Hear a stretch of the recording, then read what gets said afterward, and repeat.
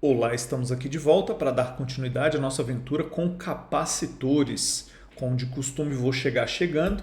Nossa conversa agora fala sobre a geometria do capacitor. Nós já falamos que o capacitor armazena carga elétrica. E para você calcular a carga elétrica do capacitor, você pega a capacitância e multiplica pela voltagem, pela tensão. E a capacitância é um dado do capacitor que depende da geometria dele. Então vamos imaginar um capacitor aqui, um capacitor de duas placas paralelas de área A. Então é como se eu ligasse um fio aqui e o outro fio ali na placa de baixo, beleza? Isso aqui seria equivalente a um capacitor que a gente liga desse jeito aqui. Esse é o capacitor. Esse materialzinho aqui no meio é um material isolante. A gente deu o nome de dielétrico. Dielétrico. O material dielétrico no capacitor é caracterizado por sua permissividade elétrica. Então, quando você vai se referir ao dielétrico do capacitor, você usa como referência a permissividade do material. De permissividade, também conhecida como constante dielétrica. Espera aí que eu estou tampando o texto aqui, acabei de ver. Então, a permissividade elétrica dá origem ao que nós chamamos de constante dielétrica, beleza? Olha, eu não pretendo me estender muito nesse assunto, não, mas basicamente é isso aqui, Você tem o epsilon de um material, cerâmica, seja lá como for. Esse epsilon, ele é o epsilon do vácuo multiplicado por uma constante que nós chamamos de epsilon relativo. É como se fosse assim, a permissividade da cerâmica é 18 vezes a permissividade do vácuo, é 1000 vezes a permissividade do vácuo. Então, esse tantas vezes a permissividade do vácuo é o epsilon relativo, a permissividade relativa. E você vai ver os livros técnicos chamando a permissividade elétrica relativa de constante dielétrica. Beleza? Constante dielétrica. E de onde você vai tirar esses valores? De tabela, né? Tabela. Alguém foi num laboratório, fez as experiências e poupou você desse trabalho, beleza? Deixa eu aparecer aqui no cantinho, vai. É altamente improvável que queiram num vestibular, numa prova e se estender muito nisso. Mas o que você tem que saber? Que o material entre as placas é um material isolante. Se ele é isolante, sinônimo de isolante é dielétrico. O dielétrico é caracterizado por sua permissividade elétrica obtida em uma tabela. Por que eu quero saber a permissividade elétrica? Porque a capacitância de um capacitor é calculada como epsilon vezes a área do capacitor dividido pela distância. Cheguei chegando. A fórmula é essa, eu vou te apresentar e vou tentar te justificar por que ela faz sentido. Beleza? Não cabe aqui demonstração, porque ela é meramente empírica, né? Experimental, vinda exclusivamente da noção que a gente tem de capacitância. Imagine o seguinte, placas muito grandes devem ter maior capacitância, por isso que a capacitância é diretamente proporcional à área. Beleza? Aqui, essa realmente é mais difícil da gente pensar no porquê, mas eu acho que faz sentido. Placas mais juntas estão armazenando mais energia, porque se as placas estão mais juntas, as cargas elétricas estão mais juntas e, portanto, o campo elétrico é mais intenso ali no interior. Então, o campo elétrico mais intenso pressupõe um maior acúmulo de energia, beleza? Então, por que a gente tinha aqueles capacitores lá, esse aqui, que a gente falou que fazia o rocambole, né? Plaquinhas bem juntinhas com papelão, né? E o material, na verdade, são várias camadas que a gente tem ali dentro. O papelão e várias camadas ali preenchidos por um óleo altamente isolante. Para quê? Para você fazer as plaquinhas ficarem bem juntinhas e você conseguir ter a capacitância que você deseja num espaço razoável. Beleza? Se você precisar de uma capacitância muito grande, você vai precisar de um espaço físico muito grande. Então, o capacitor é um elemento de circuito que, se você estiver trabalhando com alguma aplicação que precisa de uma capacitância elevada, ele vai ser fisicamente grande, ele vai ser um objeto grande ali no seu circuito e vai ser muito fácil de você verificar a presença dele. Beleza? Justamente por isso, existe essa limitação física. Você não pode ter qualquer material isolante ali no meio, porque chega uma hora, dependendo das voltagens que você trabalhar no seu circuito, que não vai ter material com epsilon suficiente para garantir que não voe nenhum elétronzinho, né, através das placas, que a gente já viu, que não pode passar corrente dentro da placa. Que você tem ali são cargas elétricas fluindo no circuito pelo lado de fora para garantir o carregamento das placas, mas não passa corrente dentro, porque dentro do capacitor é dielétrico, é isolante, não passa corrente. Se passar, ele estragou. Se passar, uma coisa deu errado. Né? E exercícios, questões não devem querer saber de você o que acontece no capacitor caso algo dê errado, beleza? Isso aí deixa para os técnicos lá, eles vão cuidar dessas coisas. Mas aqui a gente ganhou mais uma fórmula, a fórmula que nos diz qual é a capacitância em função da geometria do capacitor, beleza?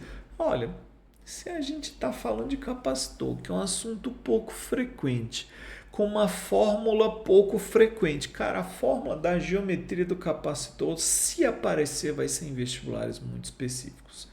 Né? Aí você vai falar assim, nossa, mas aí para que você está me mostrando esse negócio?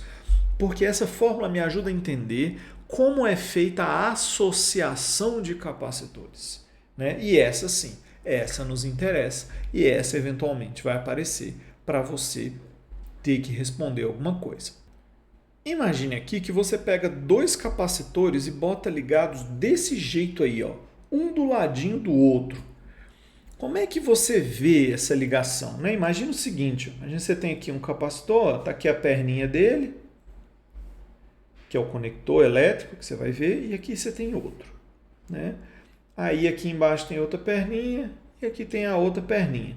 Imagina que você liga assim, ó.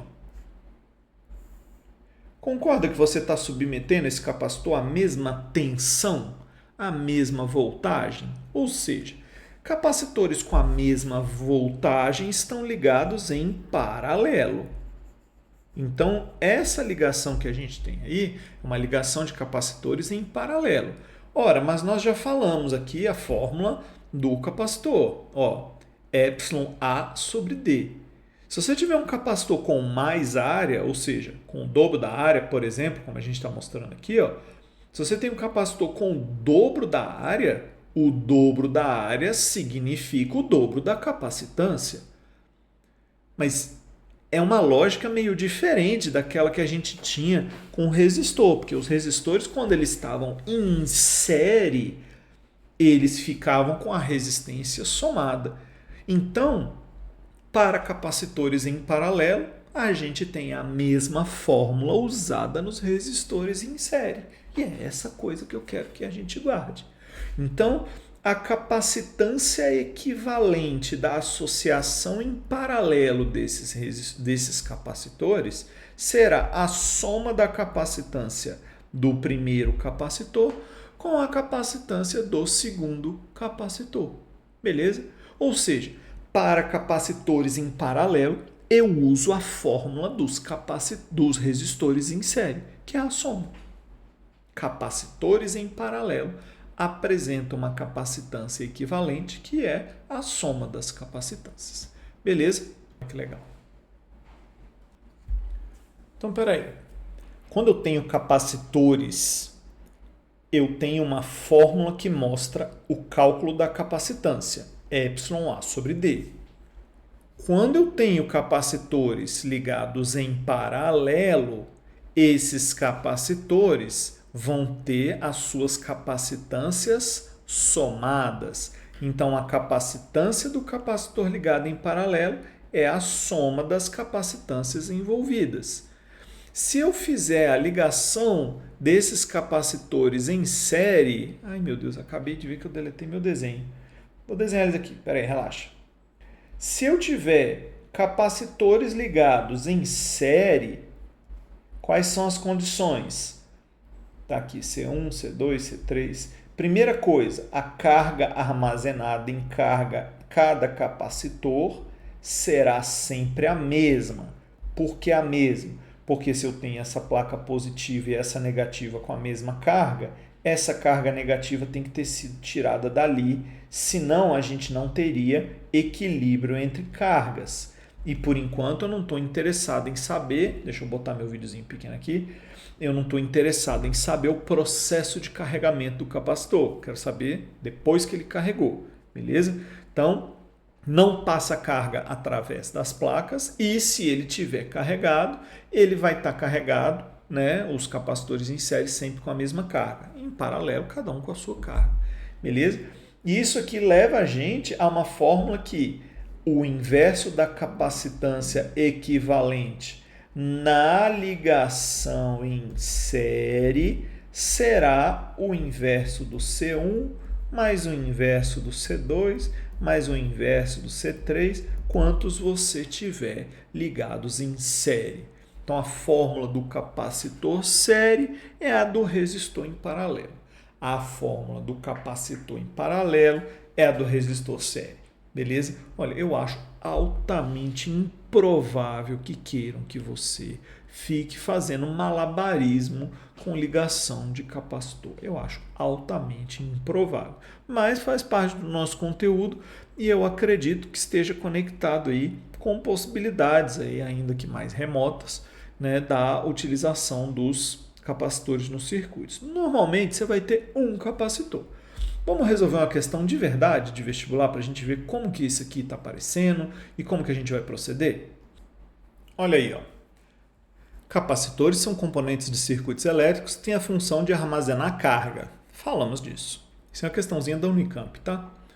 O tempo necessário para carregar ou descarregar um capacitor depende da sua capacitância. Depende, e bem como, das características dos outros componentes a que ele está ligado no circuito. É a relativa demora na descarga dos capacitores que faz com que o desligamento de certos eletrodomésticos não seja instantâneo. Aí, ó, deixa eu aparecer aqui no cantinho, vai. Ele está falando daqueles aparelhos que você aperta o botão de desligar, aí demora um tempinho para acabar, beleza? Eu achei essa informação totalmente desnecessária, mas vamos continuar a leitura aqui. O circuito da figura A apresenta um capacitor de capacitância 20 microfarads ligado a dois resistores de resistência, 40 kΩ e 60 kΩ, e a uma bateria de força eletromotriz 12 volts. Já deu ranço que ele falou que é a força eletromotriz. Que não fala tensão, velho, tensão da bateria. E ele ainda botou essa letra epsilon aí, que a gente usa em outros contextos. Bom, eu usaria a letra U, que é a que está na fórmula lá, que é o que a gente usou para decorar. Mas eu não sou ele. A chave S é ligada no instante t igual a 0 e o gráfico da figura B mostra a carga do capacitor em função do tempo. Vamos dar uma olhadinha nisso mais de perto. Então, olha aí. Está aqui um circuito, o capacitor está aqui, e você tem nesse capacitor, que está do lado de cá, o circuito que vai carregar ele. Né? Veja que, diferentemente dos exemplos que a gente fez até agora, o capacitor está ligado aqui, ó, em paralelo com esse resistor RB. Eu tenho que aparecer. A gente sabe o que é paralelo. Paralelo é mesma tensão, mesma voltagem. A gente também sabe que não passa corrente através das placas. Mas o examinador, no exercício pleno de sua desgracência, o que ele fez? Ele botou um IC, corrente do capacitor. Corrente no processo transitório de carregamento da placa do capacitor. É isso que tem aqui. Não significa que esse IC vai passar através da placa. Esse estado transitório, ele dura, assim, frações de segundo. Nesse aqui, ele botou que todo o processo de carregamento ocorreu em 1 segundo. Ó. Tá vendo aqui? Ó? Em torno de 1 segundo. Aí ele está mostrando, ó, nesse gráfico qual é a carga do capacitor,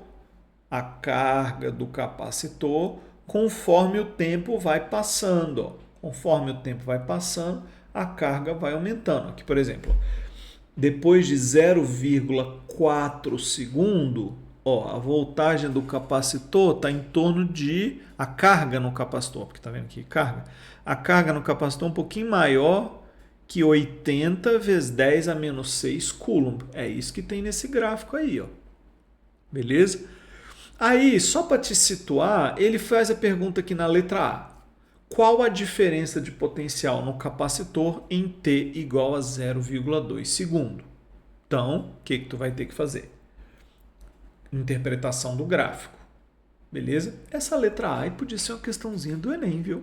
Ele vai lá, mostra o capacitor e pergunta qual deve ser a diferença de potencial. Pode. Pode. A letra B não sei não, achei meio difícil. Mas a letra A podia ser formatada para ser uma questão do Enem. Beleza? Então, ó, tempo 0,2 segundos. 0,2 segundo, né, no singular. Então, em 0,2 segundo, o ponto do gráfico que a gente tem é esse aqui que eu marquei de vermelho. Ele está bem certinho aqui, ó. Bom, isso aqui é 40 e aqui é 80. Olha, eu tenho 1, 2, 3, 4 coisinhas aqui no meio. 4 espacinhos. Então, 4 espacinhos para 40 unidades, quer dizer que cada espacinho são 10. Então, isso aqui é o 40, aqui é o 50. 50 o quê? 50 microcoulomb. Então, peraí. Em T igual a 0,2 segundo, nós temos uma carga armazenada de 50 vezes 10 a menos 6 coulomb. De onde eu tirei isso? Está no gráfico. Beleza? E ele me pediu a DDP, a diferença de potencial armazenada. Como é que calcula? Aquela fórmula. Carga armazenada, 50 vezes 10 a menos 6. Capacitância do capacitor, está no enunciado, 20 microfarad. O que sobrou? Atenção, 10 a menos 6 dividido por 10 a menos 6 dá 1. Passa o 20 ali para dividir por 10 dos dois lados. 5 dividido por 2, que é 2,5 volt. Ou seja, em T igual a 0,2 segundo, a diferença de potencial armazenada é 2,5 volt. Pronto. Aí você responde a letra A. É uma pergunta que tem referência aí exclusivamente à leitura do gráfico e à interpretação do conceito básico de capacitância. Beleza? Na letra B, num outro instante, então já não sei que instante é esse, a corrente no capacitor é 150 microamperes. Essa corrente no capacitor aqui, ó, mais uma vez, não é através das placas, é a corrente de carregamento. É uma corrente elétrica que está sendo usada para carregar o capacitor. Então, ele está falando que essa corrente ela é de 150 microamperes.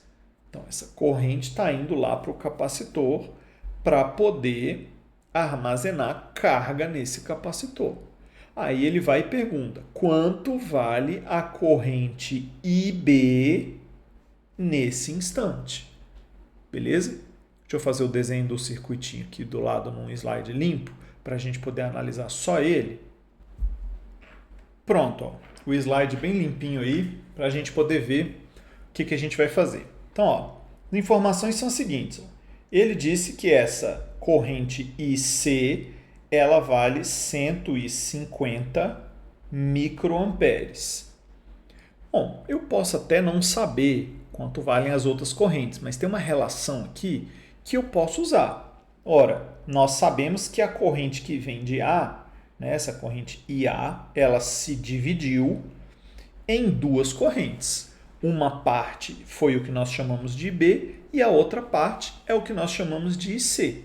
Então, eu posso falar que o IA é IB mais IC. Eu não vou nem me atrever a colocar o valor numérico agora. Porque se eu coloco o valor numérico agora, a gente vai ter um problema aqui, porque as contas vão ficar muito grandes, beleza? Então vou botar tudo nas letrinhas e no final a gente faz a conta, combinado? Então eu posso até não saber quanto vale essa corrente IA, mas eu sei o seguinte, eu sei que a voltagem, ou seja, a tensão no resistor RA, ela, pela primeira lei de Ohm, que é aquela que a gente já conhecia, né? U igual a RI, ela é RA vezes IA. Nós podemos dizer também que a tensão no resistor B vai ser RB mais IB. E nós podemos dizer também que essa voltagem epsilon, que me interessa, porque ela foi dada como 12 volts, ela vale VA mais VB. Beleza? Eu estou organizando os dados. Deixa eu ficar aqui no canto. Estou organizando os dados. Porque os problemas envolvendo capacitores nesse tipo de contexto, tá aqui, nesse tipo de contexto que vocês estão vendo aí, na verdade são problemas de resistores em que se colocou adicionalmente o conceito de capacitor, beleza? Então, na verdade, esse circuito aí, o que a gente tem de interessante nele é somente o fato de que ele tem resistores e o cara botou um capacitor aí para poder ver sua habilidade de avaliação e análise de circuitos. Beleza? Então vamos continuar. Com todas essas informações, eu vou pegar essa informaçãozinha aqui de cima e vou ver como que eu vou usar os dados que estão aí. Porque, veja, o IC eu tenho. IC foi dado, 150 microampere. Beleza? Tem uma informação que foi dada. Eu não tenho IA nem IB, mas olha, eu tenho o RA, eu tenho o RB e eu tenho a soma VA mais VB, que vale 12. Então é aqui que eu vou juntar as coisas, beleza? Percebeu por quê? Deixa eu tentar ficar no cantinho aqui. Percebeu por que eu estou juntando os dados dessa forma? As fórmulas são as mesmas, U igual a RI. Se eu quisesse a carga armazenada, eu ia usar aquela formulazinha lá que a gente combinou. E como ele me deu uma situação de corrente no estado transitório, o que eu estou fazendo aqui é análise de circuito. Beleza? Análise de circuito como qualquer outra. Vamos substituir os valores numéricos aí para a gente ver então, para as coisas ficarem alinhavadas e resolvidas. Então eu vou escrever o seguinte, ó. No lugar do IA, eu vou escrever VA sobre RA. Então, ó, VA, que eu não sei quanto é, sobre RA. Então tá aqui, ó, no lugar do IA. Estou reescrevendo dessa forma. Isso aqui é igual ao IB. IB, o que é o IB? VB sobre RB mais IC. Por que eu achei que isso aí era uma boa? Por que eu achei que isso aí era bom negócio? Ora, porque o IC eu tenho, o RA e o RB eu tenho, e eu tenho uma relação entre VA e VB. Beleza? Eu sei, eu tenho que desaparecer com VA, VB tem que desaparecer com todos eles, né? Eles têm que sair daí, beleza? Mas, em princípio, é isso aí que eu tenho como informação. Então, é nisso que eu vou me prender, né? Outra substituição de variável que a gente pode fazer aqui, que é bem interessante. Eu posso tirar esse VA e esse VB e substituir por parâmetros que dependam exclusivamente do epsilon, ou seja, da força eletromotriz, que é a voltagem da fonte. E antes de a gente prosseguir para qualquer outra coisa, é muito importante a gente saber que nós estamos procurando o valor do IB. Então, meu sonho é descobrir o IB. Veja, não tem VA, não tem VB, mas eu tenho IC, RA e RB. Então, eu vou manter o que eu tenho e vou tentar chegar no que eu desejo. Beleza? Aqui onde está escrito VA, eu posso substituir por RA e A. Foi exatamente aqui que eu tirei essa informação. Onde está o VB, eu tenho ali ó, RB, mais, RB vezes B. Está escrito errado. RB vezes B. Mas o meu sonho é descobrir o IB. Então, como que eu vou fazer isso? Por meio do epsilon. Então, aqui onde está escrito VA, eu vou isolar o VA dessa equação aqui de baixo. Vai ficar epsilon menos VB. Então, epsilon menos VB sobre RA é esse termo aqui. Aqui eu vou ter VB sobre RB mais IC. Beleza? Então, vamos organizar essa bagunça aqui. Lembrando, meu sonho é o IB. Se eu quero o IB, eu vou tentar manter o VB na fórmula. Beleza? Claro que tem outras maneiras de fazer. Essa é a maneira que eu fiz. Beleza? Então, epsilon sobre RA menos VB sobre RA é igual a VB sobre RB, tudo isso somado com IC. Vou mandar o IC para lá e vou passar o VB sobre RA para cá. Epsilon sobre RA menos IC. Isso aqui vai ser VB sobre RA mais VB sobre RB, que eu já coloquei ali em evidência. Beleza? O que que eu tenho no VB? RB e B. E por que que isso resolve o problema? Porque se eu tenho epsilon, RA, RA, RB e C, só sobrou o IB. Beleza? Então, fazendo isso, epsilon sobre RA menos IC. Isso aqui vai ser igual ao RB IB, que é esse termo aqui, ó, vezes 1 sobre RA mais 1 sobre RB. Beleza? Aí agora eu vou isolar o IB. Como que a gente vai fazer isso? Guarda isso aqui num pacote e pega todo o resto e passa dividindo. Olha aí o seu IB. O seu IB vai ser epsilon sobre RA menos IC dividido por RB, que multiplica 1 sobre RA mais 1 sobre RB. Claro que dá para simplificar isso aqui para ficar melhor. Simplificando, substituindo os valores numéricos, veja, eu tenho o epsilon, 12. Eu tenho o RA, 40 vezes 10 ao cubo. Eu tenho o IC.